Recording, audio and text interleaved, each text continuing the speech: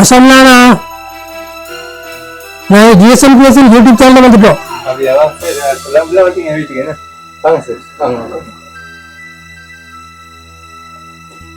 GSM creation அதில் YouTube channel ஊடாக தயாரித்து வழங்கும் விசேட அச் நிகழ்ச்சி.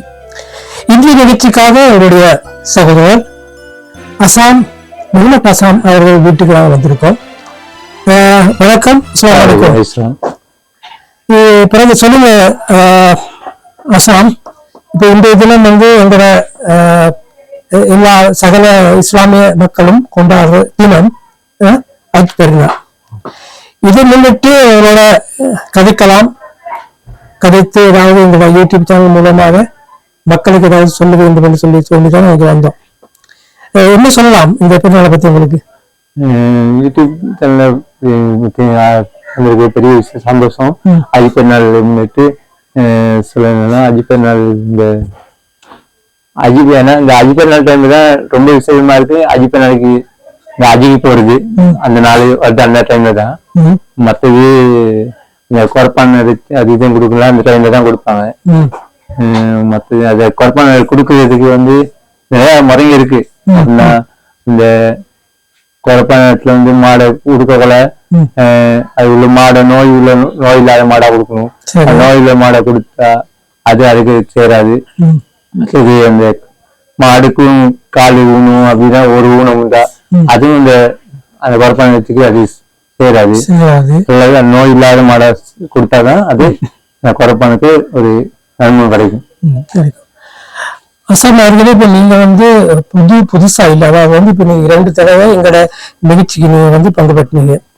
முதலாவது எங்களோட ரமலான் தினத்துக்கு, 2வது எங்களுடைய மெய்தினம் வந்தீங்க, 3வது இந்த அஜ் பெருநாளுக்காக இந்த உரையாடலுக்காக வந்திருக்கோம். விசேஷமா சொல்ல போனா இந்த யூடியூப் சேனல் மூலமாக நாங்க மக்களுக்கு எடுத்து காட்டுவதுன்னு சொன்னா, இஸ்லாமிய மக்கள் இந்த கொண்டாடுறாங்க அஜ் பெருநாள். அதாவது அஜ்ஜன்னா என்ன, சிங்கள மக்கள், அதாவது இஸ்லாமிய இல்லாத மக்கள், அவங்க பௌத்த மக்களா இருக்கலாம், இந்து மக்களா இருக்கலாம், கிறிஸ்தவ மக்களா இருக்கலாம், எந்த சாதியத்தை இருந்தாலும் அவங்களுக்கு ஏதாவது எடுத்து காட்டக்கூடிய ஒரு நாங்க எங்க சேனல் மூலமாக எடுத்து காட்டுறோம். அதுக்காகத்தான் இப்ப எங்களுக்கு பெரிய பணம் இல்லை, கோடிசம் வீட்டுக்கு போயிருக்கலாம், ஏன் உங்களை மாதிரி எளிய குடும்பத்துக்கு வந்துடுறாங்க. அஜி பெருநாள்ன்றது இந்த எளிய மக்கள் ஞாபகமாக தான் இந்த அஜி பெருநாள் கொண்டாடுது. மற்றது சல்லிகாரங்களுக்கு வேண்டிய மாதிரி சல்லிகாரம் 10-20 லட்சம் வச்சு வேண்டிய மாதிரி அவங்க இது போகலாம், ஏன்னா அஜிக்கு போகலாம், ஏன்னா அவங்க 10 வருஷம் போகலாம். ஏன்னா அவங்க சல்லிக்கு அவங்க அஜியில போயிட்டு கூட ஒரு 4 மாடு எடுத்தோ 2 மாடு எடுத்தோ அவங்க குழப்பம் கொடுக்கலாம். அந்த அளவுக்கு தான் நமக்கு சல்லி இல்லை. அப்ப அவங்க அஜிப்ப சல்லி இருக்கவங்களும் அந்த 3 முறை தான் அஜிப்ப நாளைக்கு போகலாம். அப்ப அந்த திருப்பி வருஷம் போகணும்னு சொன்னா அதுக்கு ஒரு முன்னேற்றம். ஏன்னா 3 வருஷம் மட்டும்தான் சரியா 1, 2, 3 முறை போனா அலம்பு. அடுத்து 4வது முறை போகணும்னு நினைக்கிறவங்க என்ன செய்யணும், ஒரு ஏழை குடும்பத்துல ஒரு வீடை கட்டி கொடுக்கலாம். மற்றது ஒரு திருமணம் செஞ்சு அவங்களுக்கு அது வருஷம் போனதுக்கு மேல ஒரு அல்லா கொடுக்க பாக்கியம் ஆசீர்வாதம் சொல்றீங்க. பணம் பண்ணவங்க அஜிக்கு ஒரு முறை போகலாம், ஒரு 2 முறை போகலாம். மொத்த முறை போகாம அதை வச்சு ஏழை மக்களுக்கு கொடுக்கலாம். இல்லாட்டி கல்யாணம் செய்யாத ஒரு பெண்ணுக்கு பணத்தை செலவழிச்சு அவங்களுக்கு ஏதாவது உதவி செய்யலாம், வீடு கூட கட்டி கொடுக்கலாம். அப்படி இந்த இஸ்லாம் மதத்துல கோப்பாடு. அதாவது 5 கடமை இல்லை, 5வது கடமை தான் இது. போகணும். உங்களை மாதிரி அவங்களுக்கு அந்த அஜி அந்த இது போயிடாது, உங்களுக்கு கிடைக்காது.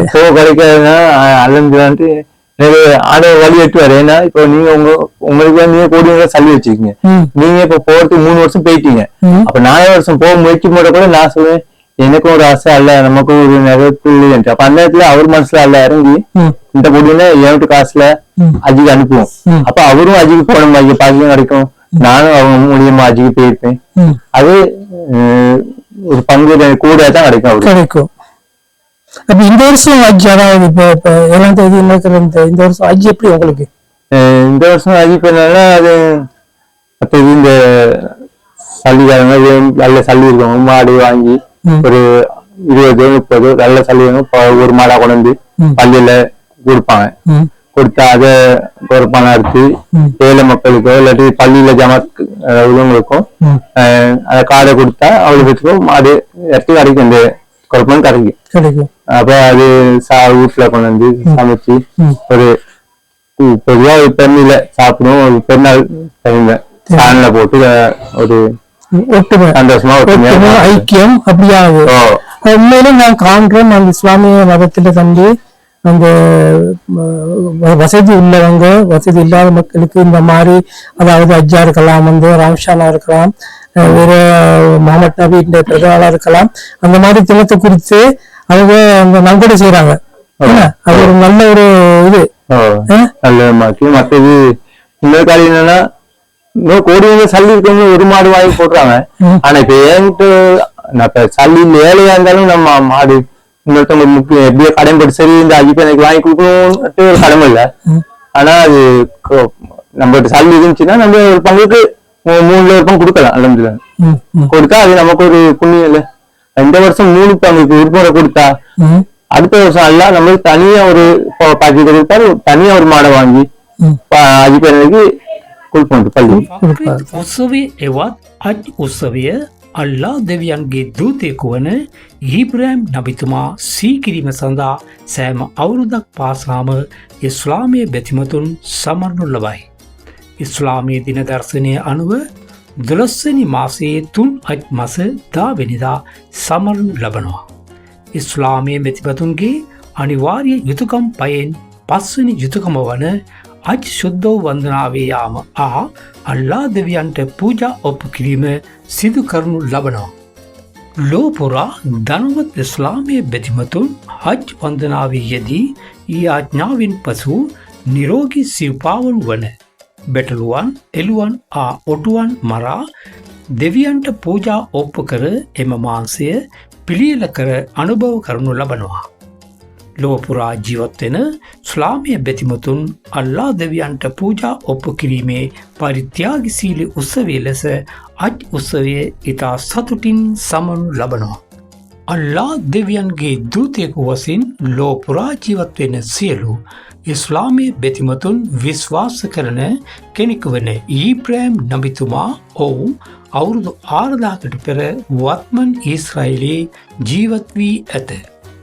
ඔහුගේ බිරිඳට අවුරුදු ගණනාවක් දරුවෙකු නොලැබ සිටිය නිසා ඔහුගේ දෙවන බිරිඳ වන අසරාට එක් පිරිමි දරුවෙකු ලැබුණේය. එම පිරිමි දරුවාට ඉස්මයිල් යන නාමය තිබුවෝය. එම ඉස්මයිල්ගෙන් පැවති එන සියල්ලෝම අරාබිවරු වේ. ඉස්මයිල් තරුණ අවදියේ පසු කරමින් සිටින අවස්ථාවේදී අල්ලා දෙවියන් ඊබ්‍රාහිම්ට සීනෙන් කතා කළ සේක. ඔහුගේ පුත්‍ර වූ ඉස්මයිල්ව දෙවියන්ට බිලි පූජාවක් ඔප්පු කරන ලෙස උන්වහන්සේ ඔහුට අණ කළ සේක. ඊබ්‍රාහිම් දේව අණට කීකරු වී ඔහුගේ පුත්‍ර ඉස්මයිල්ගේ අවසර ඇතිව තම පුත්‍රයාව බිලි පූජා ඔප්පු කිරීමට උත්සාහ කිරීමේදී සීබ්‍රේල් නම් දේවදූතයෙකු එවා එය වළක්වා ඒ වෙනුවට බැටළුවෙකු සපයාදී තම පුත්‍රයා වෙනුවට බැටළුවා බිලි පූජාවක් ඔප්පු කරන ලෙස අණ කළ සේක. එබැවින් අල්ලා දෙවියන්ගේ ප්‍රාතිහාර්ය ඊබ්‍රාහිම්ගේ පරිත්‍යාගශීලී බව සීකිරීම සඳහා මෙම අජ් උත්සවය ඉතා උත්සවකාරයෙන් භක්තියෙන් සමරනු ලබනවා.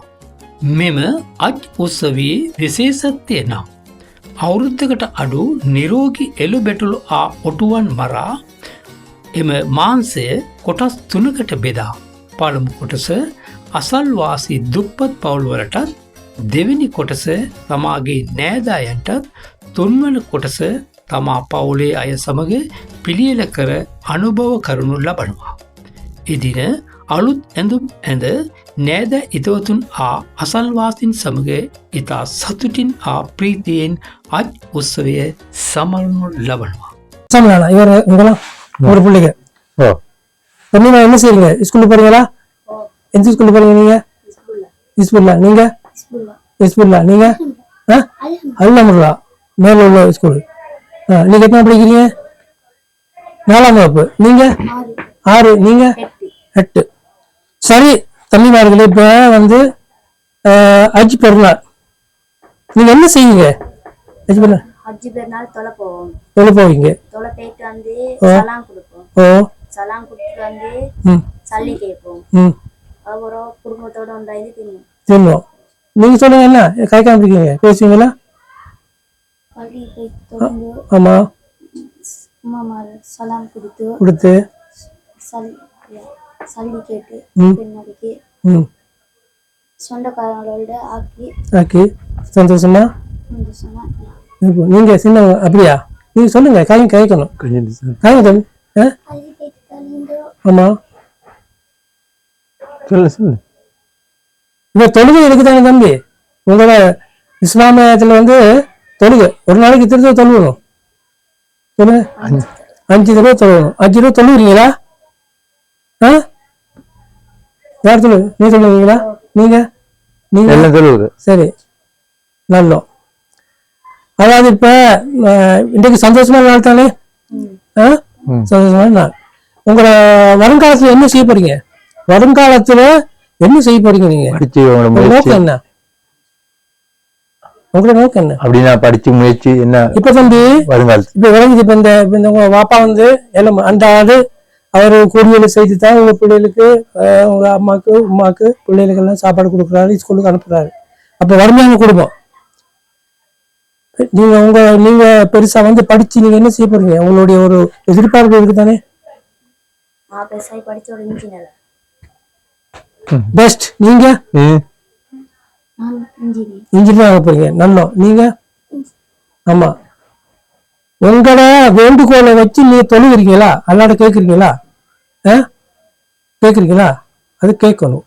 தொழுகும் பொழுது அல்லா இந்த எதிர்பார்ப்பு தான், நான் படிக்கிறேன், எனக்கு இந்த எல்லைக்கு நீங்க கொண்டு போகணும், எங்க அம்மா வாப்பா அம்மாவை காப்பாற்றணும்.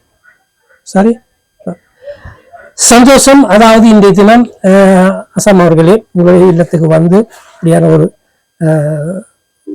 உரையாடலை ஏற்படுத்துறதுக்கு நான் உங்களுக்கு சொல்லலை, நான் அப்படிதான் வந்துட்டோம்.